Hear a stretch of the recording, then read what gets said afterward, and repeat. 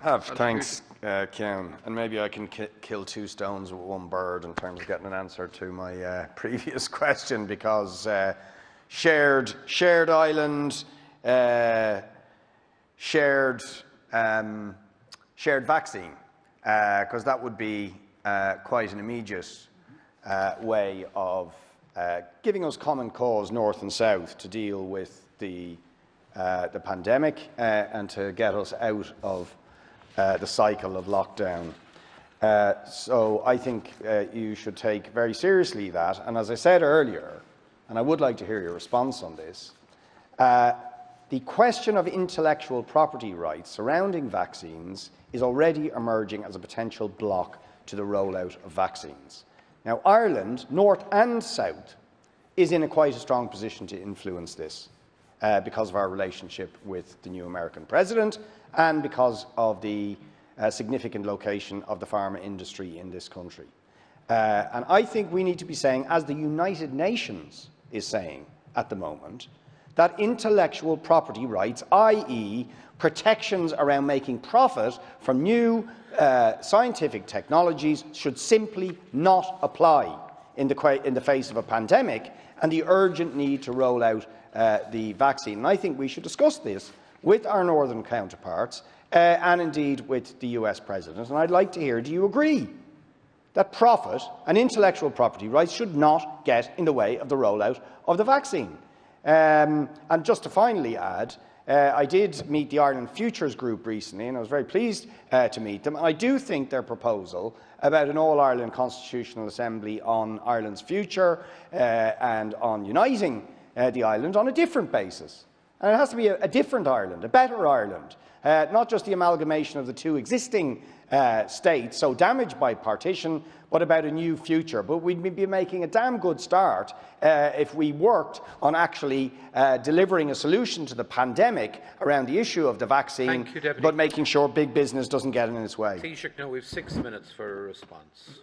First of all, I haven't yet received a document that Deputy MacDonald spoke about in terms of the economic document that compiled by Sinn Féin in relation to the benefits economically of United Ireland, but I certainly will have a look at that, and our officials will too, in the shared unit. I would say to the Deputy, I think it's time really to stop playing politics with the North. The Shared Island Initiative is a genuine attempt to create a genuine discussion on how everyone living on this island shares the island into the future. It's a genuine attempt. It wants to bring new voices into this. It's not about appealing to electoral bases or just to one's support base. It's about broadening it out and trying to advance areas and issues that are common challenges to us, such as climate change, such as energy security, environmental protection, and a range of other issues in terms of health and in terms of the social services and where common sense, transport, a whole range of projects that we can work together on and get them done. I think politics, the playing of politics, has undermined the institutions of the Good Friday Agreement for far too long on all sides. I think the collapse of the executive for 3 years to me was horrendous. I just couldn't understand it. I still don't, in terms of the impact that it had in trying to advance mutual understanding. I think it's good that the restoration, notwithstanding that it has challenges, happened, because I think that gives us some chance in terms of moving forward. And the North-South Ministerial Council meetings are now recommenced. The sectoral meetings between ministers, North and South, have recommenced. That's the working out of the Good Friday Agreement, which I think was a watershed moment for all of us on the island, and involved all parties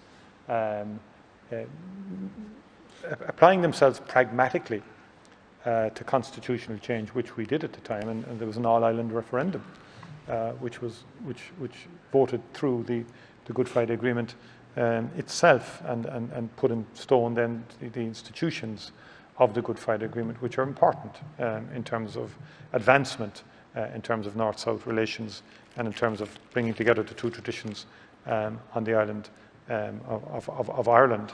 And again, I would I've met with the Deputy. I've briefed the Deputy MacDonald and her party on the Shared Island Unit, came in to meet our officials and I didn't attempt to score political points during that meeting. I just would ask the Deputy, just desist for a time. You don't really have to, every single time that a statement issues, attempt to undermine and score points. I don't have to really talk about my commitment to this issue. It's long-standing. So I think childish sort of remarks or an attempt to undermine one party versus another does nothing, I think, to advance the substantive issues that do need to be advanced. And in relation to Deputy Boyd Barrett's points, I agree that intellectual property shouldn't be a barrier to the rollout of the vaccines. Profit shouldn't be either. And there is a number of companies have now been so far successful, and the indications are that we could end up with about, in the shorter term, with about 7 companies that may in the next while have their vaccines through the various regulatory authorities.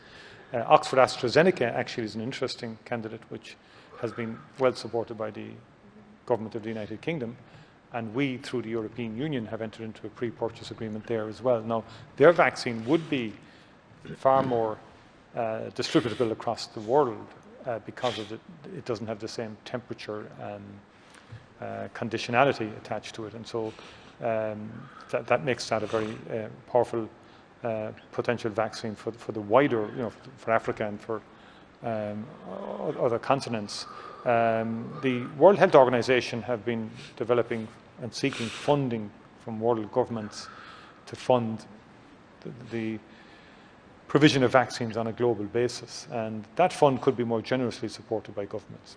If one considers the trillions that governments have put into the economies to try and keep economies afloat all over the world, a fraction of that investment is all that is required to make sure that we can fund vaccines all over the world and to populations all over the world that can't afford to procure vaccines.